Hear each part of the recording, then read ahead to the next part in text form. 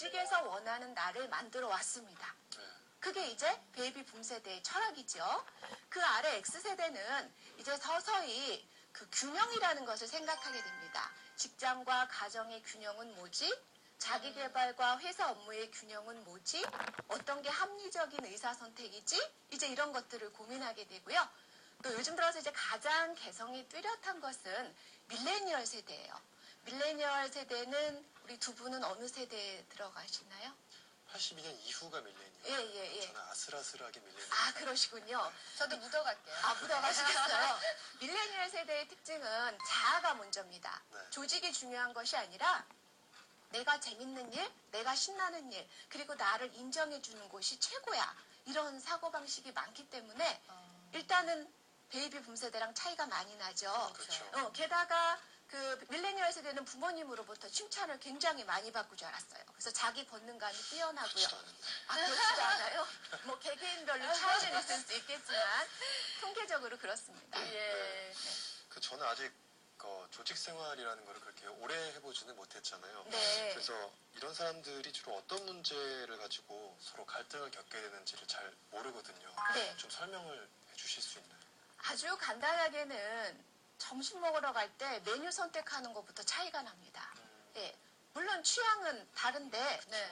이거를 원하는 거에 대한 의사표현이 많이 다르다는 거예요. 예를 들어서 베이비 붐 세대는 예. 내가 어른이고 임원이고 그러니까 내가 먹고 싶은 게 있어도 말을 하지 않고 당연히 아래 부하 직원들이 알아서 내 취향을 존중해 주기를 바라죠.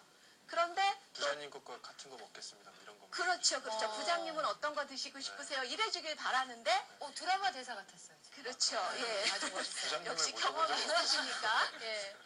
그런데 이제 아래 직원들은 위에 분들이 왜 말씀도 하지 않고 나보고 어떻게 하라는 거야? 이런 거에 대한 혼란을 예. 느끼게 되는 거죠. 말을 해줘야 알 거 아니야. 예. 이런 그 차이점들이 있고요.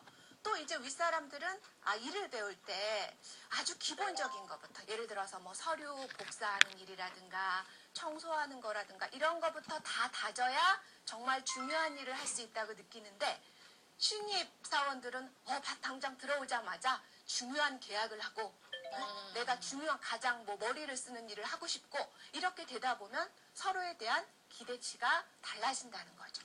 예. 요 짧은 순간 얘기를 들어도 벌써 이 베이비붐과 밀레니엄 이 세대가 정말 정말 큰 차이를 겪고 있구나라는 생각이 들어요. 예, 근데 저는 이 자리가 사람을 만든다고 네. 이런 젊은 사람들도 결국에 리더가 되면 네. 비슷해지는 경우가 많더라고요. 맞습니다. 그러니까 네. 제가 기업의 강의를 다녀보면 얼마 전까지 굉장히 해맑고 꾸벅꾸벅 인사를 잘하던 직원께서 리더의 자리에 딱 오르자마자 딱 표정도 굳고 말도 이렇게 딱딱 끊어서 하게 되고 이런 경우를 보게 되는데요. 지혜와 연륜이 묻어나는 리더가 카리스마가 있어 보이는 거 하고요. 젊은 리더가 내가 조금 이렇게 리더답게 보이기 위해서 일부러 그렇게 연출하는 것은 다른 사람이 봤을 때 차이가 있거든요. 우리가 그것을 그렇죠. 내공의 힘이라 그러거든요. 그렇죠. 예. 예, 맞아요. 눈빛에서 어깨에서 아니면 말하는 데서 저 사람이 가진 것들이 자연스럽게 묻어나야 되는데 그걸 그냥 일시적인 태도라든가 이미지로만 바꾸려고 하면 팔로워들이 진심으로 따라주지를 않게 된다는 겁니다. 예. 그래서 이제 젊은 리더가 할 수 있는 방법은요. 첫 번째는 내가 리더인 건 맞잖아요. 맞죠. 그렇죠. 예, 예. 그러니까 내가 리더로서 가진 의사 결정권과 권한에 대해서 긍정적으로 받아들이세요. 네. 이건 나한테 충분히 내가 결정 권한이 있어. 이렇게 생각을 하시고요. 두 번째는 그러면서도 나는 언제나 경청을 해서 상대방의 더 좋은 의견을 받아들일 열린 마인드가 돼 있는 사람이야. 이거를 자꾸 자기 세뇌를 하다 보면 나이든 부하들이 봤을 때 젊은 리더가 나보다 젊지만 어리지만 배울 점이 있구나 이런 것들을 이제 느끼게 될 수 있습니다. 역시 리더는 힘들어요. 그렇죠. 예. 잘못하면 변했다는 소리 듣죠. 맞습니다. 그 대표님 교육을 받는 분들 중에서도 네. 리더십을 바꿔보려고 이제 교육을 받는 분들도 아마 많이 있을 텐데요. 네. 이렇게 뜻대로 잘 안 되는 경우가 있잖아요. 어떨 때 이게 많이 좀 실패를 좀 하나요? 그러니까 요즘에 우리가 그 추천하는 리더십이 수평적인 리더십이잖아요. 네. 근데 이거를 실천할 생활하시면서 어려워하시는 부분이 이제 이거예요. 아니 내가 권한도 주고 경청도 하고 의견도 물어봤더니 너무 나를 넘어서려 한다. 내가 존중해줘도 결국은 내가 리더인데 누가 리더인지 헷갈린다. 이제 이런 말씀들을 하시는 거예요. 네. 그래서 사실은 리더가 변하려면 팔로워도 변해야 돼요. 그렇죠. 예. 예. 아, 저분이 나를 존중해 주시는구나. 그럼 나도 내 의견을 말해야 되지만 그래도 저분이 리더야. 이거를 이제 인정해 주는 팔로워의 노력이 필요하고요. 네. 그다음에 두 번째 리더가 마음의 부담을 덜 수 있는 방법 중에 하나는요. 수평적인 리더십은 내가 부하 직원을 위해서 무조건 양보한다는 뜻이 아니라 나는 하나 내려오고 부하 직원은 하나 올라와서 우리 같은 선상에서 눈높이를 맞추자는 거기 때문에 부하 직원한테 조금 더 의견이나 아이디어 면에서 기댈 수 있다는 긍정적인 마인드를 가지면 현재의 리더십을 바꾸기가 조금 수월해지지 않을까 싶습니다. 무슨 이 잠시 수련해졌어요. 독 닦는 강의를 듣는 것 같아요. 네. 이렇게. 아마 이렇게 되는데, 근데 이제 저희가 리더들의 세대, 팔로워들의 세대의 이제 어떤 차이를 들어보고요. 이 차이를 극복하기 위해서는 어떤 것이 필요할까를 알아봤는데, 근데 이제 각자로 봤을 때는 나름대로의 장점이 있을 거란 그렇죠. 말이에요. 예. 그렇죠. 근데 장점이 아무래도 좀 다르겠죠. 근데 네, 이거를 그렇죠. 어떻게 융합시킬 수 있을까도 굉장히 큰 문제가 될 것 같아요. 팔로워들의 가장 큰 장점은 자기가 좋아하는 분야에 대해서는 거의 천재성을 발휘한다는 겁니다. 그러니까 예를 들어서 저희 사무실 부하 직원 같은 경우를 보면요. 어떤 업무를 맡기면 제가 생각했던 거 이상의 결과를 가지고 오는 경우가 많더라고요. 밀레니엄 세대. 그렇죠. 예. 밀레니얼 세대가 예. 예를 들어서 나는 그냥 시청각 자료 좀 만들어봐 이렇게 얘기했는데 이거 영화의 한 장면 같은 그런 편집을 해갖고 오는 경우가 있어요. 근데 이제 굉장히 멋있었는데 문제는 뭐냐면 이 업무 보고를 저한테 갖고 와서 이렇게 설명을 해주면 좋은데 그 이메일로 뚝 보내놓고는 아무 말이 없었다는 거예요. 그러니까 제가 그걸 보면서 팔로워가 자기가 일을 잘하는데 내가 일 잘하고 생각했던 것들을 윗사람이 원하는 방식으로 표현하는 걸 안다면 그렇죠. 그렇죠. 예, 그러면 더 인정받고 잘할 수 있겠구나 이런 느낌이 들었고요. 네. 또 하나는 이제 그 리더의 입장에서 보면 리더가 먼저 물어볼 수 있었잖아요. 그렇지 그렇죠. 않나요? 네. 예, 그러니까 리더라는 것은 내가 다 안다고 생각하지 말고 내가 부하 직원보다 더 많이 아는 것은 맞지만 혹시 내가 생각하지 못했던 게 나올 수 있으니까 저 사람 의견을 한번 들어볼까라고 경청을 하게 되면 두 세대가 시너지 효과를 발휘할 수 있게 됩니다. 이게 좋은 리더를 만났을 때는 이제 문제가 안 생기는데요. 네. 가끔가다 이제 무능한 좀 리더라든가 네. 아니면은 상당히 권위적인 리더 이런 리더들을 만나면은 좀 피곤하게 되잖아요. 그렇죠. 이럴 때는 조직 생활을 어떻게 할 수 있는 방법이 있나요? 그러니까 이런 리더를 만나면 직장을 그만두는 분이 계세요. 네. 그게 제일 현명한 답이 그게 사실은 명쾌한 답인데요. 문제는 직장을 그만두고 다른 직장을 가시면 또 그런 사람이 있거든요. 그렇죠. 모든 예. 직장에 한두 명씩 계시죠. 그럼요. 그러니까 한두 분만 계시면 상관없는데 이제 한 대여섯 명 되시면 예. 괴로운 겁니다. 예. 자, 그런데 우리가 이 방법을 생각해 보셔야 돼요. 어느 조직을 가나 반드시 리더가 훌륭한 것은 아닙니다. 그러면 먼저 이 점을 생각하세요. 내가 리더보다 더 많이 알고 있는데 다행히 우리 리더가 별로 능력은 없지만 적어도 내 말에 귀를 기울여주고 나에게 기회를 준다면 내가 팔로워 역할을 하면서 리더에게 보완을 해줄 수 있게 되잖아요. 그러니까 형식은 리더지만 내가 리더를 존중해주면서 팔로워가 일을 끌고 갈 수 있는 가능성도 있다는 거를 말씀드리고 싶고요. 그런데 우리 상사는 무능한 데다가 권위적이까지 해서 내 말도 듣지를 않아. 네. 그럴 때는 우리 리더를 왜 두 분 다 계속 그만둘 생각만 하세요? 어떻게든 대표님께 배워서 살아나갈 수 있는 방법을 좀 배우세요. 네. 계속 참. 예. 예, 그래서 이제 그 무능한 데다가 권위적이까지 한 리더를 딱 만나셨을 때는 예. 이 생각을 하세요.